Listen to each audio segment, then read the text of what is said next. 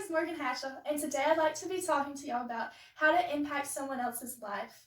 I'd like to start off by sharing with y'all a story. There once was this girl in high school, and she was with a bunch of friends making a banner for homecoming. She went into the bathroom to wash some paint off of her hand when she heard a girl crying in the stall next to her.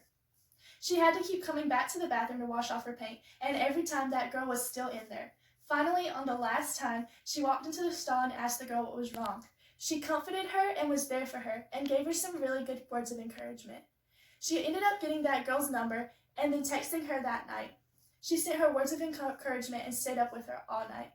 The next day, that girl found her at school and thanked her for all she had done. She told her that if it would have not been for her, she would have followed through on killing herself that night. You never know the impact by some nice words you can say to someone else. According to the American Foundation of Suicide Prevention, in 2017, 47,173 Americans died by suicide. Why? Because we didn't take the time to look up and notice people that were hurting. Jackie Robinson once said, "A life is not important except in the impact it has on others' lives." So how do we do this? According to Shine.com and the Kind Campaign, it gives us 4 main ways: looking for the little things, paying it forward, putting ourselves in other people's positions, and smiling and being polite to people. By looking at the little things, we do this by holding a door for someone, picking up something someone dropped, or taking a buggy back that someone left. When we do this, we can see that they can have a major impact on someone else's life by just smiling and doing something nice. They see that there are kind people in the world.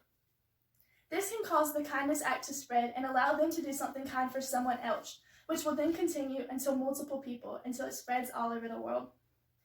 Just show people the love as if they were someone that you were trying to impress daily. I think this is something valuable that we don't actually look at. We should be able to be kinder to people as we would want to be treated, and actually better than ourselves. We should be the format that everybody walks on to show them the love of Christ. A verse I have for this is Philippians 1:21. It says, "To live is Christ, to die is gain."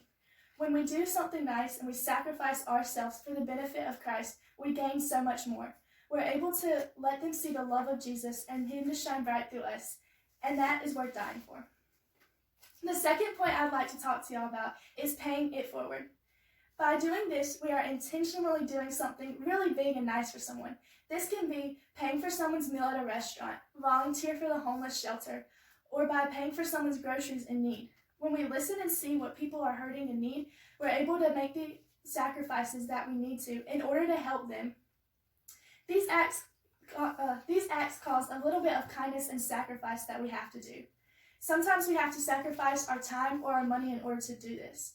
But in reality, it's not really our time or money in the first place. It's God's that He blessed us with. So why are we wasting it on ourselves and not others? The third point I have is to put ourselves in their shoes.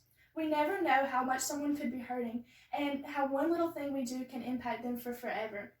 The ways that we can do this is just by listening to someone when they're ranting or having a bad day and being there for them.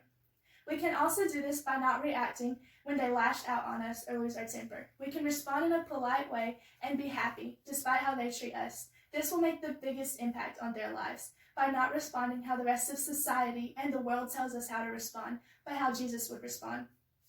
In order to do this, we need to listen and pay close attention to what people are saying and what they are doing. If they're not acting happy or they look sad, we can be that person that just gives them a little bit of encouragement or shares a piece of light of Jesus to them. We need to comfort people that are hurting and not just walk away and think someone else will do it, but we need to do that. Sometimes this involves giving money to homeless people. We can't just be like, the next person will give it to them, so why should I? We have to actually step up and do what we're called to do and help the orphan and the widow and the hurting people. Sometimes we have to give up our pride in order to do this. Sometimes we have to give up the act of being right or just being kind in society in order to love the people who are sometimes unlovable. They will see the grace and the forgiveness of Jesus Christ in you and be able to grow and show it to other people. We can say encouraging things that brighten people's day. You don't have to do anything to do this. You can just walk up to someone and tell them that they look nice today. This can have a big change on them because they weren't expecting that, and they may take advantage of that and just use it to impact someone else and brighten up their day. This will show people the love of Jesus Christ and change them forever. My fourth and final point on how to impact someone's life is just to smile and be polite. You never know how much a little smile can brighten up someone's day. It's statistically shown that smiling brightens up other people's day and allows them to be happy. When you smile, even if you don't feel like it, it allows your body to release endorphins, which automatically cause you to feel better and be happier. When you smile at other people, it allows them to smile back and their body to release endorphins, automatically making them have a happier, better day. So why not smile? Smiling is also very contagious. It spreads like a wildfire. As Christians, we are called to share the joy and love of Jesus Christ. So how do we do this? By smiling and encouraging people. So just smile. You never know how something as simple as a smile can change someone's life forever. In conclusion, when we look at the little things like paying it forward, putting yourself in someone else's shoes, and just smiling, we can impact someone's life for the good. By doing these things, we are not just impacting others, but it is statistically proven that we are impacting our life.